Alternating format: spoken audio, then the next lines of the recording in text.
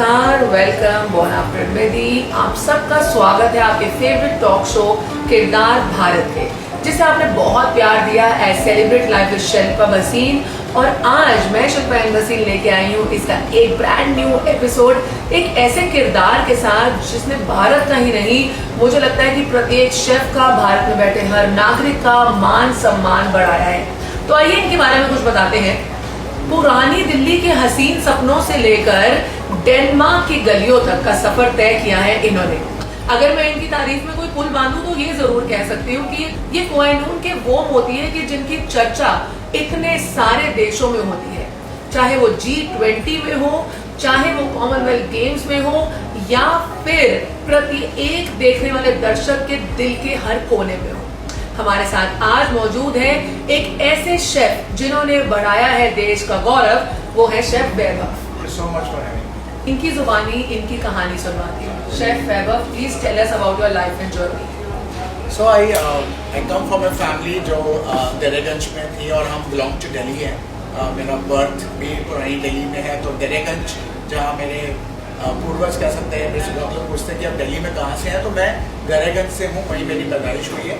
और क्योंकि वो खाना वहाँ की एक रंगत है जहाँ पे लोग आज भी इतने सालों तक जाते रहे हैं, तो वो एक कह सकते हैं कि वो एक शुरुआत से ही एक दिल में था कि खाना हमारे रगों में ही था। मतलब हम उन गलियों में इतना घूमे हैं कि वो खाने की जो खुशबू थी हमारे रग में बसी हुई है। और आज शायद वो एक डेस्टिनी कह सकता हूँ, क्योंकि पढ़ाई हमने बायोलॉजी की और साइंस स्टूडेंट थे, तो शायद डॉक्टर कहीं ना कहीं पेरेंट्स चाहते थे कि डॉक्टर या इंजीनियर बने, बट डेस्टिनी को शायद एज ए प्रोफेशनल कुक ही बनना था, क्योंकि वो गलियां ही इस तरीके से जो हमारी शुरुआत थी बचपन की, वो उन गलियों में निकली जहाँ खाने की रंगत थी। तो मुझे लगता है कि ये सफ़र वहाँ से शुरू हुआ है और उन गलियों में ही जाके अंत होगा। How does it feel to be called as देश का गौरव? I think it's a very big word and privileged, but we are trying our best to do as a professional what we can get on plates for our customers.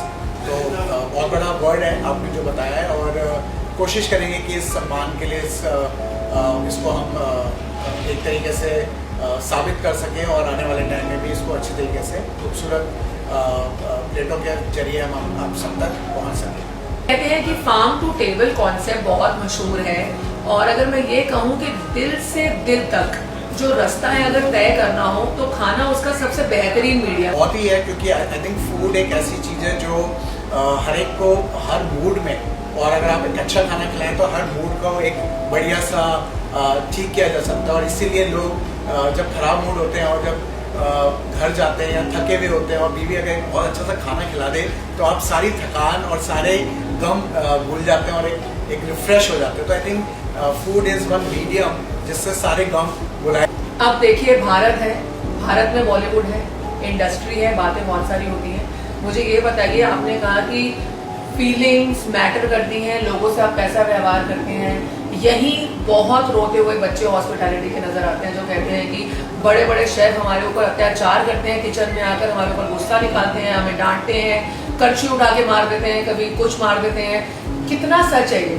देखिए, बहुत ही controversial statement हो सकता है, but अगर मैं कुछ साल की पहले की बात करूं, आज से 15-20 साल पहले जाएं तो एक डिफरेंट ट्रेंड था, एक डिफरेंट स्टाइल से किचन चला करती थी। बट अगर हम आज के रिसेंट टाइम में जाएं तो शेफ्स बहुत पोलाइट हैं, आज की डेट में बहुत अच्छे से सिखाते भी हैं। तो दो पहलू हैं, मैं जैसे पॉइंट के दो पहलू होते हैं। तो पहले वाला जो एक पहलू था उसमें काफ़ी लोग सिखाते नहीं थे, शेफ कुछ बना रहा है तो उन्होंने कुछ पुड़िया में से निकाल के डाल दिया, तो आपको समझ नहीं आ रहा कि खाना कैसे बन रहा है, तो आपको उनकी जी उजूरी बहुत करनी पड़ती थी। बट आज के ट्रेंड में जब यंग शेफ्स हैं जो कि काफ़ी ट्रेंडिंग हैं, जो हर एक को सिखाना चाहते हैं, तभी वो आपकी ग्रोथ भी आती है। जब तक आप सिखाएंगे नहीं, आप एक जगह से दूसरी जगह नहीं जा सकते हैं। वही मैं फॉलो करता हूँ कि आप जितना ज़्यादा सिखाएंगे आप अपनी टीम को बढ़ाते चलेंगे और आपकी अपनी ग्रोथ ऑटोमेटिकली होती चलेगी। तभी आप आज 1 से 20 से 40 रेस्टोरेंट कर सकते हैं, नहीं तो आप एक ही रेस्टोरेंट में टिके रहेंगे। तो मैं ये कहना गलत नहीं होगा, थोड़ा अत्याचार जो लोग काम करके नहीं आते हैं और उनको अगर बोला जाता है कि आप 10 किलो प्याज छीले और वो अत्याचार है, तो मैं कहूँगा कि इसमें दो पहलू अगेन है। जिसके ऊपर हो रहा है उसके लिए वो अत्याचार है, और जो शेफ है वो काम कराना चाहता है, तो इसके पहलू देखने के हैं कि वो सही है या गलत है। आगे बढ़ते हैं। कहते हैं कि आजकल अवार्ड का जमाना है, जब तक इंस्टा के बायो में ये मत लिख दो कि बेस्ट अवार्डेड, ये awarded, top awarded, under this, under what, तब तक आपकी रेपुटेशन नहीं बनती। पर शेफ वैभव, आपका क्या मानना है इस बारे में? देखिए, awards is a recognition of hard work. अगर आप करते हैं तो एक अच्छा लगता है if you are recognised for your work. और जब ये सिलसिला शुरू हुआ था अवार्ड्स का, तो go back 2009-10 I been awarded by Indian culinary forum. हमारे कॉम्पिटिशन्स होते हैं इंडिया के अंदर, इंडियन कुलिनरी फोरम के अंदर। तो I think in 2009 I got the first silver award as a category.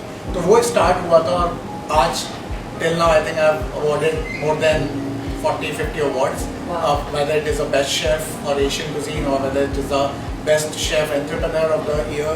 So I'm glad that people are recognizing my work, and they are trying to facilitate for the recognition of work what we have done in the past and what we are doing currently.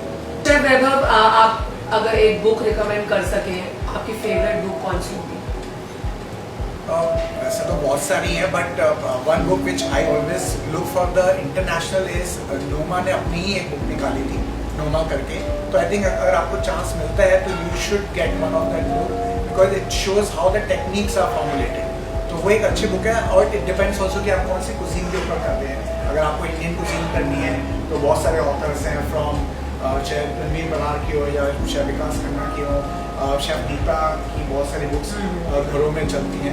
तो it depends कि आपको कौन सी cuisine के लिए पढ़ना है, तो उसके हिसाब से आप बहुत सारी रिकमेंडेड बुक्स अवेलेबल है मार्केट के अंदर। यंग शेफ भी बोलते हैं कि मैं एक कॉन्टिनेंटल शेफ हूँ, पर मैंने यहाँ पे जॉब कर ली, और फिर उसके बाद अब ये मुझे बोल रहे हैं पूरा मेन्यू मिक्स मेन्यू कर दो, क्योंकि रेस्टोरेंट नहीं चल रहा।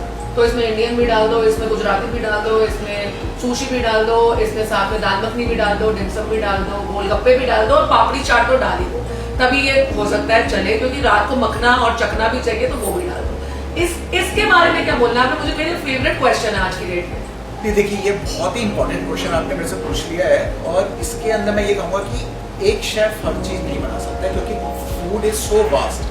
आप एक कुजीन के मास्टर बन सकते हैं, और उसके बाद आप और बाकी चीज़ों को सीख सकते हैं। बट अगर आप बोलें कि मैं इंडियन भी बना लेता हूँ, मैं यूरोपियन कुजीन का भी मास्टर हूँ, मुझे एशियन भी आता है, तो वो इम्पॉसिबल है for any chef in this world. अगर कोई ऐसा बोलता है, मुझे लगता है वो सब बकवास है, क्योंकि ऐसा हो नहीं सकता।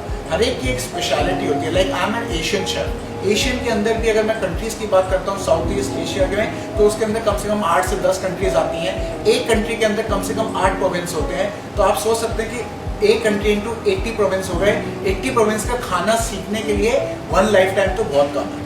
टीचिंग इज ऑल्सो इम्पोर्टेंट, जहाँ जहाँ जरूरी होता है। तो बना जब ऐसे गेस्ट को कुछ सिखाने जाते हैं, तो वो ये नहीं बोलते कि मैं पैसे खर्च रहा हूँ ना, आप कौन होते हो मुझे सिखाने वाले, मैंने बोला है मुझे चटनी दो सुशी के साथ तो दो। ये बिल्कुल सही बोला, और ये सेम इंसिडेंट मेरे साथ हो चुका है, क्योंकि उन्होंने बोला कि हमें तो चिली गार्लिक सॉस के साथ ही सुशी खानी है। बट क्योंकि हम जापानीज शेफ हैं, तो एक डर रहता है, क्योंकि आप चाहते हैं कि आपके कस्टमर को एक बेस्ट एक्सपीरियंस मिले।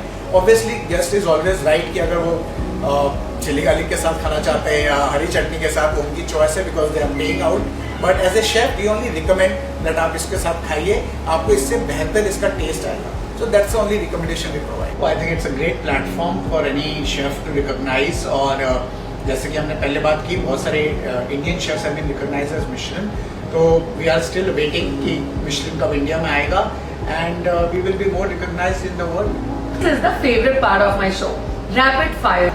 पानी पूरी और सुशी. Sushi. रोमांटिक और रोमांटिक. Romantic. क्रिकेट और football. Cricket. Any day. Wow, cricket fan. Shahrukh Khan और अक्षय कुमार. शाहरुख खान. माधुरी दीक्षित और Katrina Kaif. Madhuri Dixit. Oh my God, he is the धक धक fan. And beaches or mountains. Beaches. Dimsums और momos. Dim sums. टोफू और paneer. Paneer. You have to sing your favorite song. दिल दे चुके सनम तेरे हो गए हैं हम. One of my favorite movies I've watched almost like 20 times. So it's one of my favorite movie. क्योंकि हर इंसान की लाइफ में लो पॉइंट आते हैं, कई लो पॉइंट आपकी लाइफ में भी आए होंगे. तो how did you gather yourself back and stood as a person? I think for me family is very important, because हम लोग grown up एक family culture से हुए हैं. Being Indians, we always grown up with lot of भाई बहन एक साथ. तो I think for me, whenever I'm low, I always connect with my family back in terms of we go out, spend some time more there, and relax yourself with the family, and come back with more positive energy, and do the game change once you are regenerate yourself. तो आज के date में आपसे कई लोग मिलते होंगे, पूछते होंगे शादी करनी चाहिए या नहीं, तो आप क्या कहते हो? नहीं, शादी तुम्हें कैसे सभी को करनी चाहिए because it balances both men and women together, I think. But yes, for chefs it is a little tougher. Any other professions like doctor or pilots, because those who have traveling jobs and all long hours jobs, especially for chefs like us, because we don't have time for socializing in your house. I remember my incident कि I was working in a company and I got married, but I didn't get my chance to go for a honeymoon. I got like 3-4 days and I requested for 1 month, but because that was the peak time, you have to adjust yourself with a commitment, and I got after 6 months, but I got 2 months ka leave. So that is how you compensate, but it is not with everyone. Sometimes you leave your job, no, I want to go. So it's always depends also person to person how you want to take that. So it's a major game changer also in your thinking, how you want to take that thing in a positive way or in a negative way. आजकल home chefs का बहुत concept है, home chef बहुत आगे जा रहे हैं, उन्हें अवार्ड भी मिल रहे हैं, रिकॉग्नाइज भी हो रहे हैं, वो कई जगह जज भी हैं. तो इस कल्चर के बारे में आप क्या कहना चाहते हैं? सही है, गलत है? नहीं, every individual has a different point of view in this. I think इसमें ये है कि आप होम शेफ्स की कला एक अपने एक इंडिविजुअल कुजीन के ऊपर है. जो लोग अपने एक पर्टिकुलर खाने को बनाते हैं, कोई बंगाली बना रहा है, कोई कश्मीरी बना रहा है, बट जो प्रोफेशनल शेफ्स हैं, they go multiple cuisines and they are more specialise in professional kitchens. तो वो एक फ़र्क है. लेकिन आज की डेट में आप देखिए बहुत सारे प्रोफेशनल शेफ्स जो हैं या होम शेफ्स हैं, they are also doing very well. They are doing lot of popups also in restaurants और होटल्स. तो आई थिंक एक ऑडियंस को अच्छा कुछ नया भी मिल जाता है. तो it's both ways, it is good, and for the career wise also for the home chef it is a good making money exercise. जो लेडीज़ घर पे हैं, खाली टाइम पे हैं, बच्चे सेटल हो गए हैं, and they are entering into it. If they can cook, why not? And what about YouTube? A lot of chefs are making billions and millions on YouTube. See, YouTube is, when it comes to social media, it is debatable, क्योंकि social media पे बहुत सारी information जो है वो wrong information भी है, और इसके ऊपर कोई स्टेक नहीं है कि वो इसको राइट या रॉन्ग पुट कर रहा है. आप सीधा अपलोड करिए, कोई इसको बोलने वाला नहीं है कि ये सही है गलत है. तो बहुत सारे लोग, जब मैं मास्टर शेफ इंडिया ऑडिशन जज कर रहा था, तो मेरे पास बहुत सारे लोग आए जो अपना खाना सोशल मीडिया से इंस्पायर होकर आए थे, क्योंकि वो उनकी प्लेट पे झलक रहा था. तो जब उनसे मैंने पूछा तो उन्होंने कहा कि हमने यूट्यूब से सीखा है. तो ये गलत धारणा है, क्योंकि आप खाना यूट्यूब से नहीं सीख सकते हैं. आपको खाना अंदर से आना चाहिए, आपको बनाने की चाह होनी चाहिए, और वो एक पैशन है. तो आपको कहीं से देख के सीखना वो बहुत टफ है, और उसको फिर एग्जीक्यूट करना उसी तरीके से प्रोफेशनल किचन और घर की किचन में, वो एक 2 डिफरेंट कॉन्सेप्ट्स हो जाते हैं. And we are looking forward to those Michelin stars on Chef Vaibhav's Chef Board. But for that, we would like to request the audience to keep supporting and keep loving our content and keep loving his food. So we are going to show you some of the signature dishes of Chef Vaibhav in the last segment of the show. Taste them, enjoy them, and love them just the way you do. Thank you so much for joining the show.